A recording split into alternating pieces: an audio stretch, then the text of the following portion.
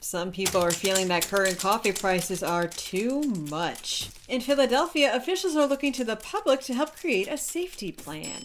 The construction of EV charging stations is moving forward. Finally, these are the best cities for vegans and vegetarians.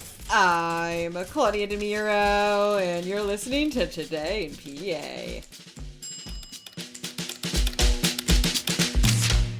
If you're a coffee drinker, you might have noticed that coffee prices have risen in recent days, reports the Philadelphia Inquirer. It's hard right now to find a 10-ounce can of ground coffee for less than $7, or a 26-ounce one for less than $15. The price of roasted and instant coffee jumped almost 21% between August 2024 and August of this year. The median price of a cup of hot coffee in Philadelphia rose by nearly 10%, according to Toast data, for an average price of $3.84. And some customers are calling these heftier price tags quote-unquote too much. But on the slight bright side, Philly coffee prices are still lower in comparison to some other larger metro areas. Some specialty coffee in New York, for example, costs $13. So everything in perspective, I guess.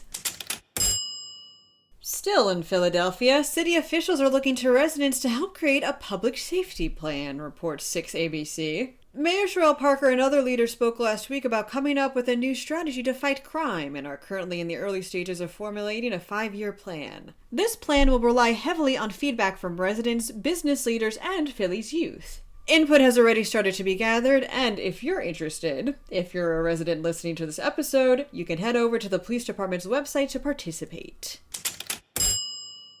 Pennsylvania became the first state last week to receive federal approval to continue expanding its initiative to build more EV charging stations under the National Electric Vehicle Infrastructure Program, states the Union Progress. The state received what's specifically called a full build-out certification, and it comes from the U.S. Transportation Department. Basically, the certification can allow for the state to move on with plans to install more stations in other areas across the state through a discretionary program called Corridor Connections Funding. State officials are expecting to ask for about $20 million to fund 24 more charging stations in heavily traveled areas.